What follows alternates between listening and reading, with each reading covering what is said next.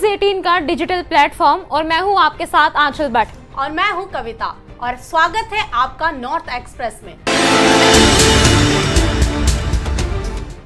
भारत एक ऐसा देश है जहां मौसम के सभी रंग देखने को मिलते हैं, कहीं तपती धूप तो कहीं बर्फ की चादर में लिपटी वादियां। लेकिन जब बात हो सबसे ठंडी जगह की तो लद्दाख इस सूची में सबसे ऊपर आता है। भारत में सबसे कम गर्मी लद्दाख में पड़ती है और यही वजह है कि ये क्षेत्र गर्मी के मौसम में ठंडक का एहसास कराता है। वहीं लद्दाख के जोजिला पास पर भारी भूस्खलन की घटना सामने आई है, जिससे श्रीनगर लद्दाख नेशनल हाईवे को अस्थायी रूप से बंद कर दिया गया है। घटना के तुरंत बाद प्रशासन और सीमा सड़क संगठन ने मार्ग पर यातायात पूरी तरह से बंद कर दी है, ताकि किसी भी तरह की अनहोनी से बचा जा सके। राहत की बात यह है कि इस भूस्खलन में कोई जनहानि की सूचना नहीं है।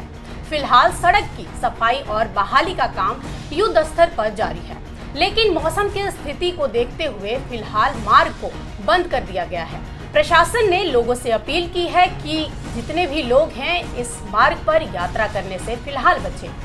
लद्दाख के पूर्वी हिस्से में चीन के सामने सेना अपनी संख्या में फेरबदल कर रही है। एक नए डिवीजन के गठन को सरकार ने पहले ही मंजूरी दे दी थी, जिसे अब अंतिम रूप दिया गया है। नए डिवीजन में 72 इन्फेंट्री डिवीजन को बढ़ाने में किसी भी जनशक्ति को जोड़ने की जरूरत नहीं होगी।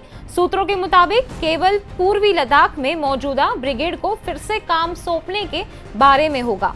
29 मई को लद्दाख में शिक्षकों के समर्पण और प्रभाव को श्रद्धांजलि देने के लिए लद्दाख के उपराज्यपाल ब्रिगेडियर बीडी मिश्रा ने गुरुवार को लेह में स्कूल शिक्षा विभाग की ओर से आयोजित प्रथम राज्य शिक्षक पुरस्कार 2024 के दौरान 12 उत्कृष्ट शिक्षकों को सम्मानित किया। तो चलिए अब चलते हैं जम्मू कश्मीर की ओर, जहां पहलगाम हमले के बाद क्या स्थिति है ये आपको बताएंगे और साथ ही आपको बताएंगे मौसम का मिजाज।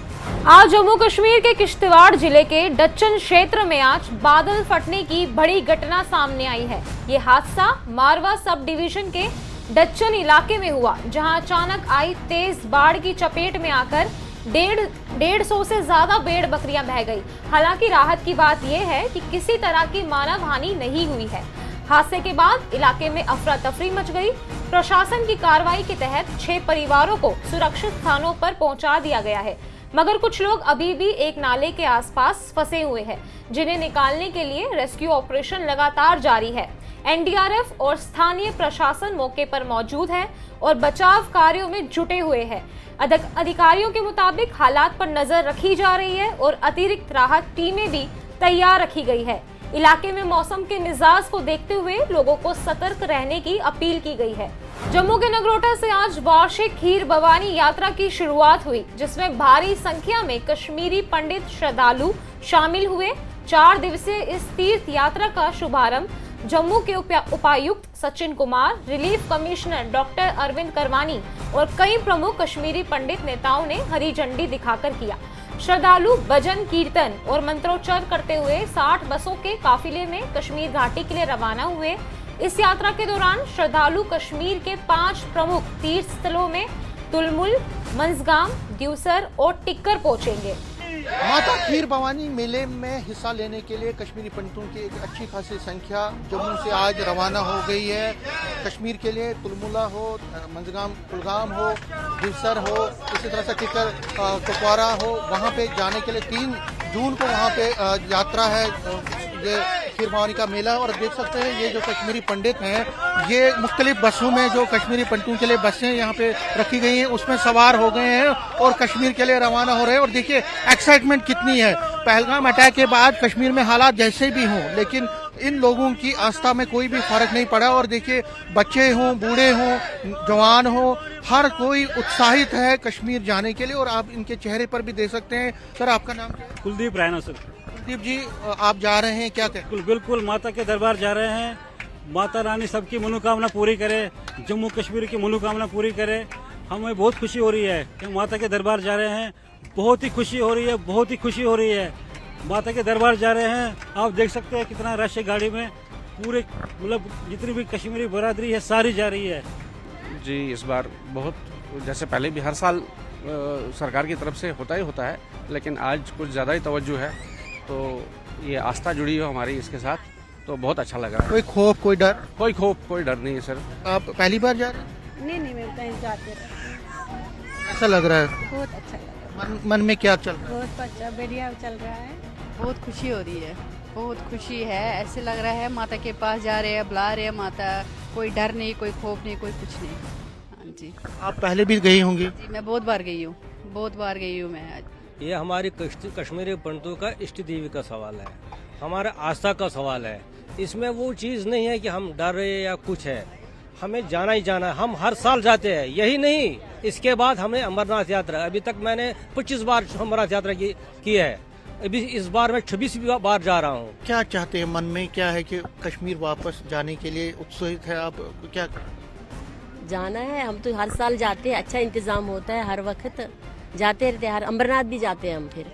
हाँ हम भी गए, बहुत बार गए हैं। अच्छा इंतज़ाम है गवर्नमेंट का भी, हर तरह से जाते ज़रूर है माता के दरबार में। और ये जो कश्मीरी पंडित हैं ये कहते हैं कि हालात जैसे भी हों ये यात्रा करेंगे, क्योंकि माता के प्रति इनकी जो आस्था है वो बरसों से है, और ये दर्शन वहाँ करना चाहते हैं, और सभी के लिए सुख, शांति और समृद्धि मांगेंगे, सभी के लिए खुशहाली मांगेंगे। कैमरामैन चांद के साथ में Sameer Bhatt, news 18 Jammu. Katra railway station से कश्मीर की ओर प्रसिद्ध चेरी को मालगाड़ी के जरिए मुंबई भेजा गया। ये ऐसा पहली बार हुआ है।